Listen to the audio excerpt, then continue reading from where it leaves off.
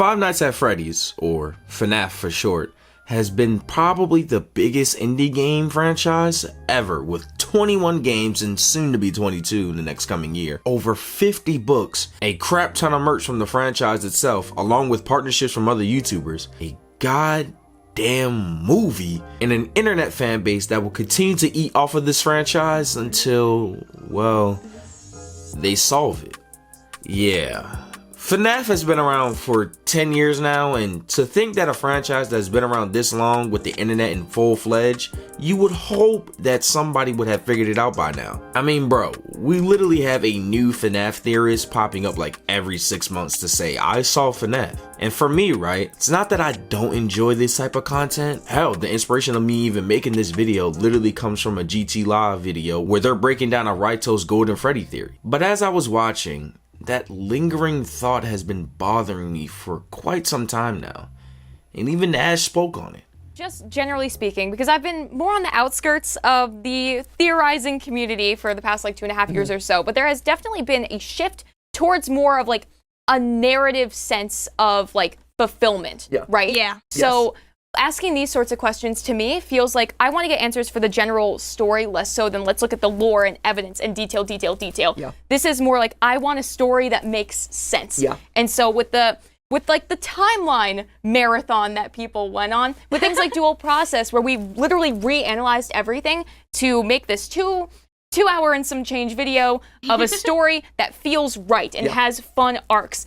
If there is a vengeful spirit, naturally you're going to want to know how they died to make them that way. So I definitely see that movement happening, but I also totally understand where it's like, is that detail necessary to figure out a story and a timeline of FNAF with all of the information that we have, right? Does every little detail need to be seen?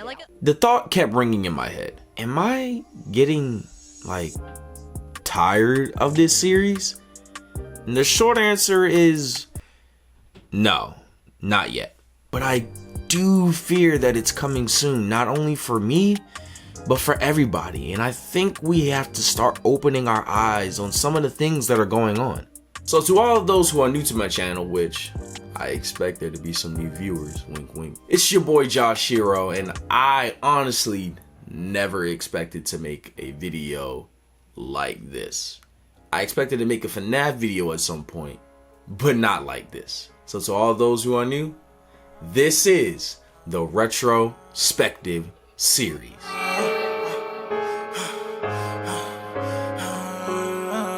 I live in the moment.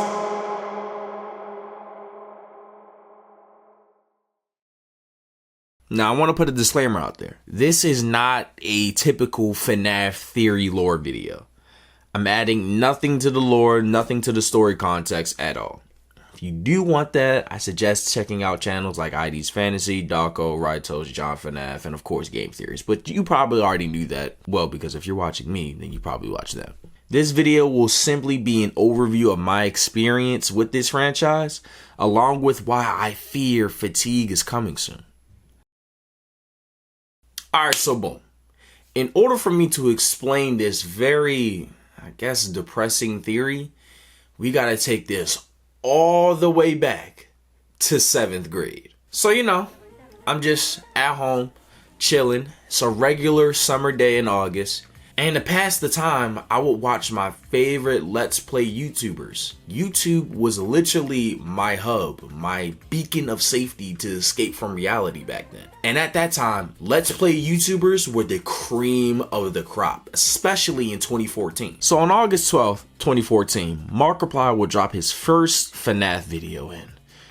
Boy, who would have thought some game that everyone thought was just a Chuck E. Cheese inspired cheesy horror game would become this global phenomenon. Once Mark had finished his initial playthrough episode, he asked us if we wanted to see him continue to play the game, and the people said yes. It's a clear example to listen to your fans, because they're always right. But anyway, fans told him to keep playing because there were secrets and possible lore scattered throughout the game, like the poster changing, the phone guy, and obviously Golden Freddy. So Mark continued the series, which in turn put a lot of people onto this game, including me. Once he was done, game creator Scott Cawthon surely knew how to capitalize off of that hype, and literally dropped the second one in November of that same year. Now, he stated that the second one was already in development after he finished the first one, but I just think that gave him the extra boost to go ahead and finish it. To a lot of people, including myself, as somebody who actually did play FNAF 1 through 4, the second one was actually my favorite in terms of gameplay, character designs, and overall creepiness. It also introduced what will become a staple in this series, mini games, where we really start to see the heavy lore implications and really start to understand what's going on. So, what is going on? Well, in the simplest of terms, and I mean simplest of terms, FNAF, to my understanding, is about this guy named William Afton, and he's basically a crash out demon who has a god complex and is apparently the only person in this world to figure out immortality. Right. Anyway, basically, Buddy crashed out because he was creating human killing robots, or animatronics for all you sticklers out there. And one of them, Baby, killed his daughter after he told her not to go near it because he knew what would happen. He then went on a killing spree, killing 5 children initially, and then his ex-friend and partner Henry's daughter over jealousy, to what we can assume. Those 5 children would have been Freddy, Bonnie, Chica, Foxy, and Golden Freddy. And Henry's daughter, Charlotte, would inhabit the marionette. The reason why he was creating these killer animatronics was because not only was he running a quote-unquote successful animatronic diner, but he realized that this thing called Remnant, and yes, I know I said I was gonna keep it simple, but trust me, it can get way more complicated. There's a reason why this game has gone on for 10 years, and there's so many theories out there. But yeah, this thing called Remnant could essentially breathe life into these animatronics, and he would test this theory a lot. So those 5 bodies is really more like 60 to 70, maybe over 100. He's been a killer this entire time, apparently. However, his son Mike, who is dealing with his own grief after unintentionally killing his brother by bullying him into what is known as the Bite of 83, not to be confused with, was that the Bite of 87? is going restaurant to restaurant, trying to track down William in order to stop him. It all finally comes to head as all the main Athens, along with Charlie, were all burned to be put to rest in the FNAF Ultimate Pizzaplex game, which was also a running trend in this franchise. Okay. See my frustration now with this game? It's just too complicated. It's too convoluted. And don't even get me started on this new storyline with Gregory and how it's supposed to relate back to the old storyline. It's just, it's too much. It's too much to get into in this video. Look, I love this storyline, or these storylines, as frustrating as they are. FNAF is always gonna find a way to be captivating and interesting. But I think even through explaining the plot shows the problem. It's just too much. You see, unfortunately, we do live in a society where it's a cookie cutter, feed it to me in a microwave or else type of society, where people's patience are as small as Jerry the Mouse from Tom and Jerry. So it's a miracle that FNAF has been able to survive this long without anybody really calling into question publicly, hey, is nobody else tired of this? Now, that's not to say that people haven't gone in the comment section to say, yo, I'm kind of tired of this franchise, or people in the subreddit. I'm talking about, like, YouTubers making a video on this. I mean, hell, the MCU went through a 10-year period of complete dominance, and not even 2 years later, people were already selling their Marvel and Disney stock due to fatigue. Nobody has done that for FNAF. And for me, it's no way that's not gonna happen soon, right? I mean, I feel like a new book, game, or teaser comes out every 4 months that has heavy lore implication that's somehow supposed to tie in to everything that's going on. Now, by no means am I saying, hey, Scott, go ahead and do a tell-all. Although, I mean, that would be kind of nice. But that would cause a whole lot of problems in itself. But it would also feel like he's taken away, which at this point is the best part about the franchise, the theorist community. The video game theorist, while not started by him, was definitely popularized by the YouTube legend MatPat. And man, once he got a hold of this series, he had us and that game in a chokehold for years.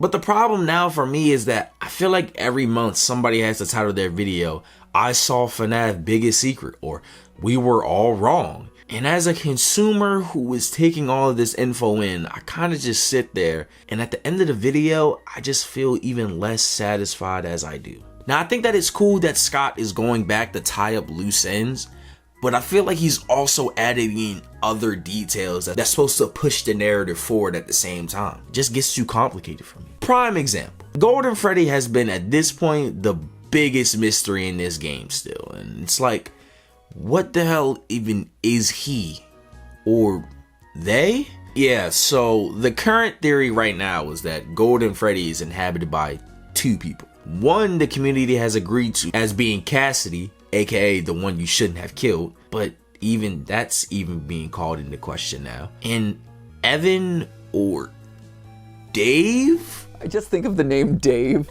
as like an old 40-year-old guy at the grill. Right. It's like, Dave. You see what I'm trying to get at? It's not unusual for a community of fans to not agree on something, but nowadays I feel like it's happening more and more in FNAF. And while yes, I think we do have the main plot points hammered down at this point in terms of the story, to me it's now getting to the point where everything has to be called into question. It sucks because somebody who processes all of this information, I feel like Mr. Hippo more and more with every new FNAF video that I watch. Like I was having just a delightful picnic with my good friend Orville, and I said to him, Orville, I have a story, and he said to me, what's the significance of the story? And I said to him, Orville, not every story has to have significance, you know? Sometimes a story is just a story.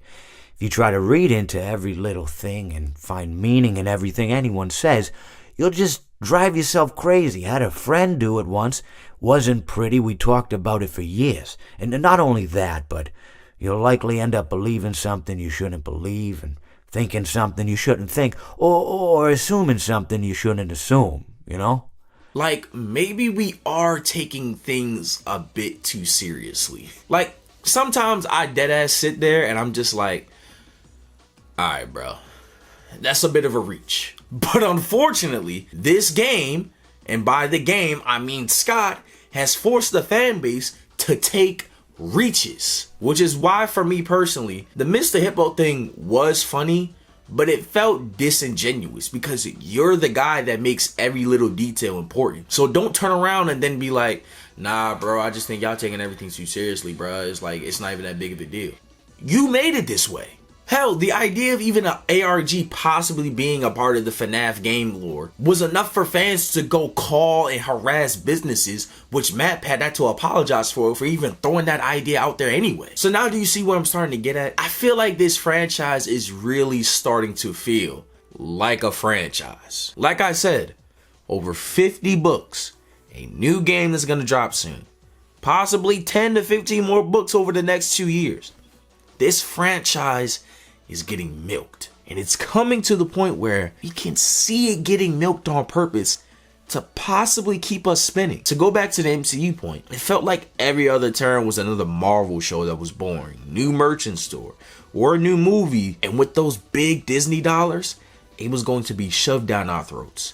And the multiverse only made things way more complicated. With FNAF, it's the same thing, and they're all going to be shoved down our throats. And the story is just going to get more and more convoluted. Even with FNAF Into the Pit, it's a game that is one spawned from what the community has deemed one of the more boring stories from the FNAF books, which raised a lot of eyebrows when it was announced that it was getting its own game. But to me, it was just one of the more boring games to sit through as somebody who admittedly didn't play it himself, but watched multiple people play it. The only reason why I stuck around was to see how my favorite YouTuber is going to make it interesting, whether it be Mark and how his never-ending satire on this game, which at this point I relate to a lot, or MatPat and trying to figure out clues and how this fits into this ever-growing puzzle. A puzzle that feels like is like maybe 45% completed at this point. But unfortunately, I think this game was my first real sign of what's to come. Now, I know that this game is highly praised. I'm just saying for me personally, I'm starting to teeter on that line. Look, I love FNAF. I don't know how many times I have to say that. but I do love FNAF. And could this all be due to frustration of not being able to figure out this series? Yes, I think that's a logical conclusion to come to while watching this video. But I don't think it's crazy to really start opening our eyes to some of the things that are going on. I feel like it's an unspoken thing at this point, like we all just walk around what's really happening now. To me, as somebody that's been in this community, not really super deep, like in the FNAF subreddits and all that, I feel like people still look at this game like the super hot indie game that got hot back in the Let's Play era in 2014. Some other people look at it as maybe the godfather of horror games at this point, like Poppy's Playtime and Amanda the Adventurer, that have heavy lore implications. And while I do think those two things can be true, I think a third is true as well. I think sooner rather than later, we're all gonna open our eyes and really see what's going on with this franchise. And we're going to see it as really just the money printing conglomerate that it is, and how they're going to continue to milk and create new content for more and more. But hey, that's just how I view things. If you guys enjoyed today's video, press that like button, subscribe, share with your friends. This is a different take, something different on my channel. If you're scrolling through my channel right now and you're seeing a lot of music, well, it's because I focus on music a lot. But I do have a retrospective series where I cover a lot of different things like music, anime, TV shows, manga, whatever. You can go watch the first video on Logic, maybe the second video on anime, third video on Drake and Kendrick. Whatever you want to do, Brody. I don't control your life. But I do ask that you leave a like and share your opinions on FNAF, how you feel about the series so far. I mean, it's 10 years now. It's 10 years, which is insane that it's 10 years. But it's 10 years. I was in middle school when this thing dropped. Yeah, I just made some of you feel old. I also just made some of you feel really young. But anyway, y'all, it's been your boy Josh Shiro. Out.